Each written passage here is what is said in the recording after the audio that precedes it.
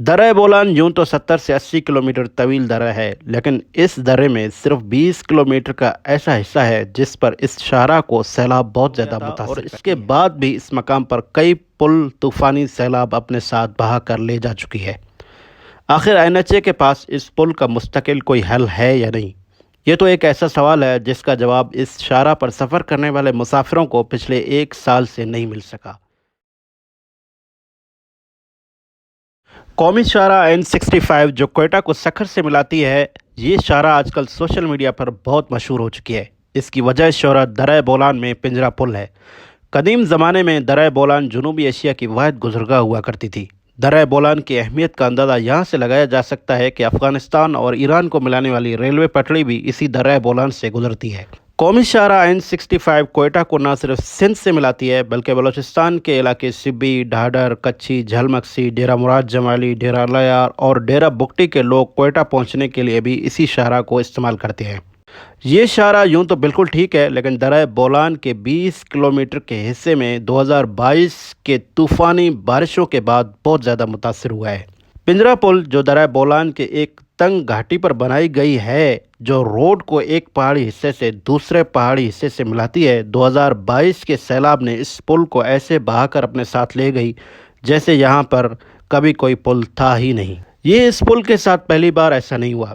ماضی میں بھی انگریزوں کے اصل پنجرا پل بھی سیلاب کی نظر ہو گیا تھا، اور اس کے بعد بھی اس مقام پر کئی پل طوفانی سیلاب اپنے ساتھ بہا کر لے جا چکی ہے۔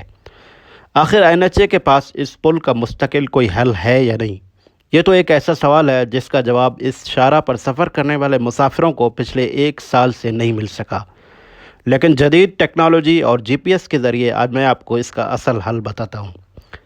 درہ بولان یوں تو 70 سے 80 کلومیٹر طویل درہ ہے، لیکن اس درے میں صرف 20 کلومیٹر کا ایسا حصہ ہے جس پر اس شاہراہ کو سیلاب بہت زیادہ متاثر کرتی ہے۔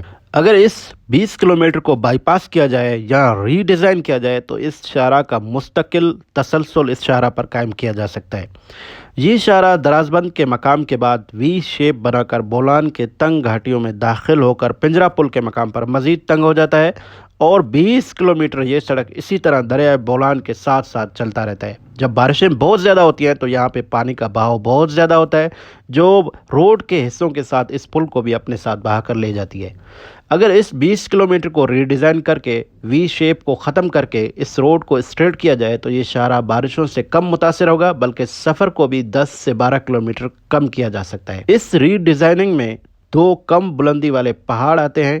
ان پہاڑوں کے اندر سرنگ بھی بنائے جا سکتے ہیں، اور کولپور بائی پاس کی طرح ان کو کاٹ کر بھی روڈ بنایا جا سکتا ہے۔ درہ بولان کے پہاڑ گلگت بلتستان کے پہاڑی سلسلوں کی نسبت کم اونچائی والے ہیں، اور یہاں پر روڈ کو ری ڈیزائن کر کے بنانا نسبتاً آسان ہے۔